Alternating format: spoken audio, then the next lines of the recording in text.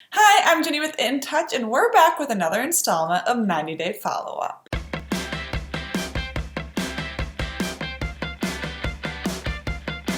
To kick things off, we're starting with our OMG moments of the week. Amira and Andrew are donezo. Thank goodness. In the latest episode of 90 Day Fiance, the breakup seemed to happen quickly. One minute, Amira was quarantining in Serbia so she could re-enter America to be with her fiance, and the next moment she was headed back to France. Apparently what happened is that the night before she was supposed to get on a flight to see Andrew, they got into a fight. According to Amira, Andrew started the fight saying that they're not on the same page about having children and it's just not going to work out between them. He even told her that she can either come to America or go back to France. The choice is hers. Despite Andrew being a major ass, Amira still decides to go to see him in America. Until, that is, he calls her while she's in the airport and says that he's still upset with her and will be greeted by an angry fiance. Luckily, Amira came to her senses and said, "F this guy," because, are you kidding me? This poor woman has gone through hell to try and reunite with her fiance during the pandemic, even going as far as getting detained in Mexico for 3 days while Andrew enjoyed his vacation. And Andrew has the nerve to tell her once she finally lands in America that she will be greeted by an angry fiance. All because seemingly she doesn't want to have kids right away. Good riddance. Amira is much better off without him. Moving on to some 90-day news. Spoiler alert. By the looks of it, Julia and Brandon are married. While the news isn't official, there have been some hints that make it seem like the duo is still together. According to a January post on Reddit, a photo of the two celebrating New Year's Eve 2021 was tagged on Facebook by a family friend. In the picture, the duo was with two of Brandon's family members, which means they're still together, and if that's the case, they're married. Otherwise, Julia's visa would be expired and she'd have had to return to Russia. The news doesn't come as too much of a surprise, figuring in the most recent episode, Julia and Brandon are trying to figure out the specifics to get married quick because of the coronavirus. Basically, due to COVID-19, they can't have their big church wedding they've been envisioning, so they just want to make it legal for now and will hopefully revisit the big wedding in the future once the pandemic is over. During their discussions, the two get into a heated argument because Brandon is the worst. Let me explain. Brandon's mom and Julia are trying to decide what to do for the small ceremony they'll be doing just to make things legal.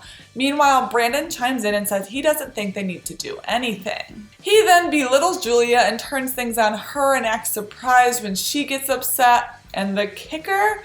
Brandon's mom sides with Julia, which you know is a big deal because he's the biggest mama's boy on the face of the planet.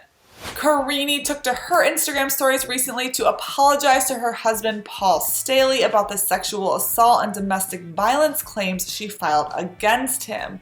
According to the 90 Day Fiance star, the claims were not true. In a selfie video, Carini said, quote, "Hello everybody, I'm here to apologize about the accusations about Paul. They are false. The translator who tried to help me was wrong and did not understand me because my English is no good.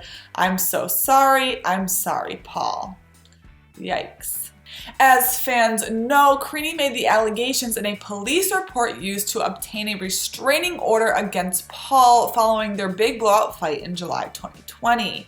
According to paperwork obtained by InTouch at the time, Carini claimed Paul had pushed her to the floor on several occasions, had sexually assaulted her, was holding her green card and other important documents from her, and monitoring her phone and not allowing her to leave the house. At the time, Paul also filed a restraining order against Carini, and they were both granted in August 2020. The following month, the couple agreed to drop the restraining orders and quickly reconciled before the birth of their son Ethan in February. A congratulations is in order for Lauren and Alex Bravernick. The couple revealed Lauren is pregnant and expecting baby number 2 after giving birth to their son Shai Joseph in April 2020. The couple told People, quote, "We can't believe we're doing it again. Honestly, we'd be lying if we said we weren't nervous. 2 under 2 is going to be quite an adjustment, but we are so excited for baby Brav number 2.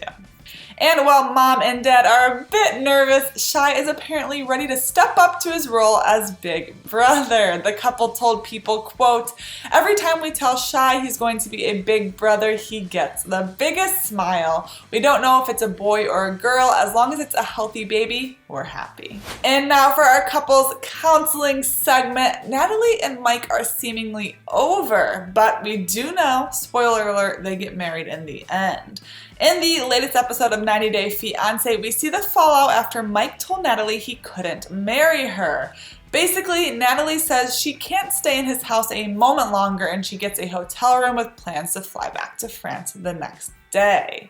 Meanwhile, the breakup is happening in the height of the coronavirus pandemic in April 2020. So not only does Mike call off their wedding, but he's also making Natalie brave the airport, which, like, what a Then, after all of this, Mike asks Natalie for her ring back, to which she refuses, saying, quote, "It's your decision to break up with me. I have my right to keep the ring. I suffered too much. Enough." Take that, Mike.